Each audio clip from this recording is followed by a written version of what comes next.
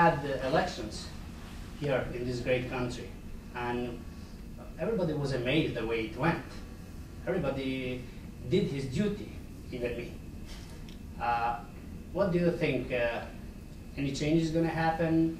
I think there'll be some changes. I think it's a time of unique challenge for the incoming administration.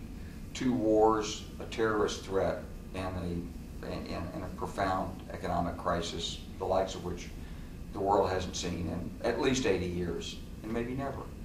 And so people are going to be looking to the new occupant of the White House, President Barack Obama, for his leadership and for his policies. And not only Americans, but people from all over the world. So I think it's a time of unique challenge. I think it's a time of unique opportunity, because when there's need for movement, I think this political system in the United States can move very, very quickly. And I think we only have to have the imagination and courage now to see what needs to be done to make some significant and very beneficial changes. No doubt that change is going to be done to the as well foreign policy. I'm not saying major changes, because usually in a country that is well established like United States of America, that doesn't happen. But toward the Balkans, what's your impression? What's going to happen there? Well, I think there'll be some renewed American attention to complement European leadership in the Balkans.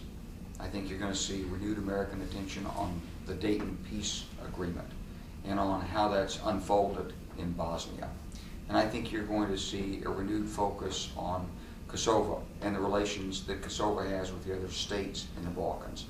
I think this incoming administration well recognizes the importance of the Balkans, its significance not only to the security and stability in Europe, but to the advance of peace and democracy in the region.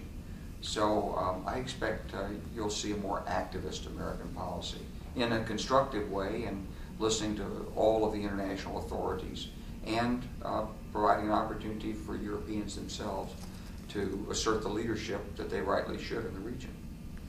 General, in 1999 you led the coalition to stop the genocide that was happening in Kosovo. Kosovo's, if I may call it like that, story, it can be attributed as a success story of the Democratic Party. You think that now with Democrats ruling everything? You see, the White House, Senate, Congress, even state legislation in New York that will accomplish this as a successful story. I'm talking about Kosovo.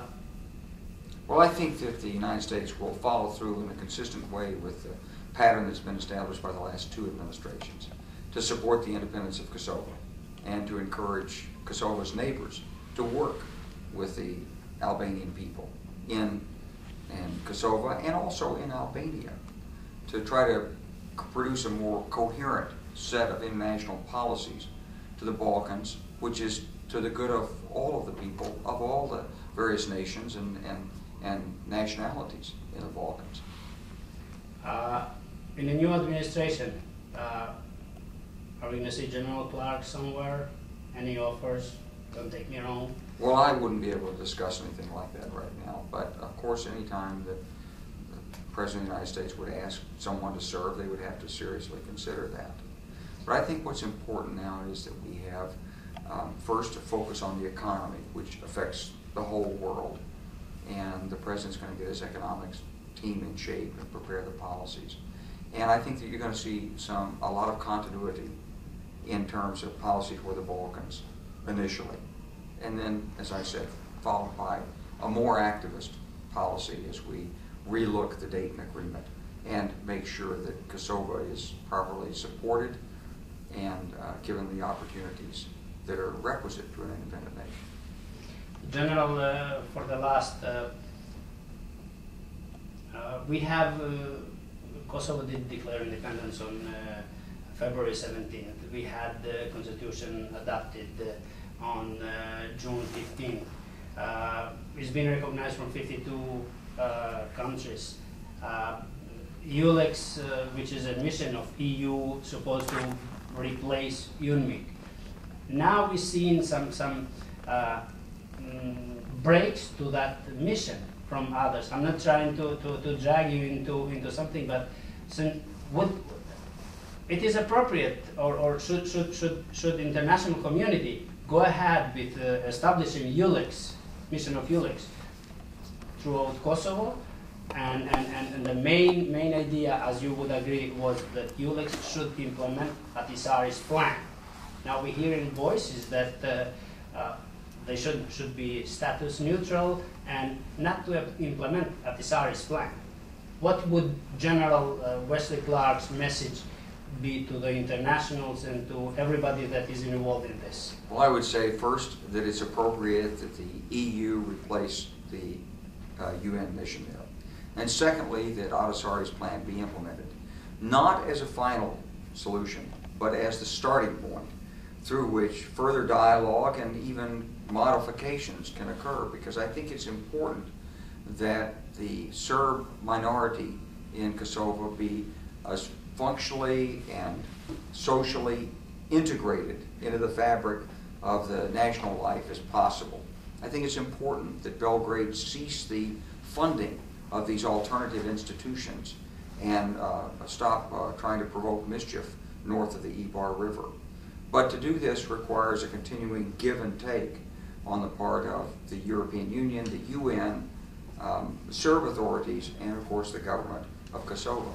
So I think the Ahtisaari plan is the start point. And if something better can be worked out on the ground, something that gives a more cohesive state, something that meets a greater sense of international legitimacy, then I think we should seek that. Do you support Kosovo as you did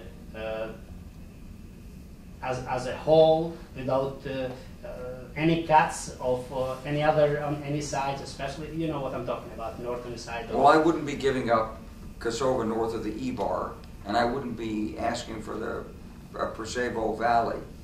And I certainly hope that we're not going to worry about Macedonia. Let them alone. These are the boundaries.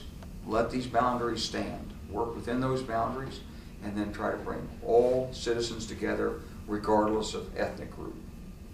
Bosniaks, Roma, Serbs, and any others, as well as the Kosovar Albanians.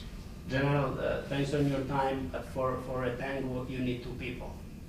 On Kosovo, on that region, Kosovars are willing and, as you know, doing their best, but we are not seeing that readiness from the other side. We haven't yet, and that's why it's important that the EU continue to hold out its hand and look for a dancing partner.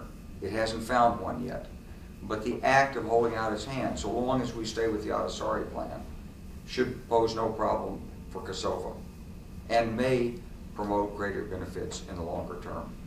General, it's always a great pleasure to see you. Thank you. Thank you very much. All the best.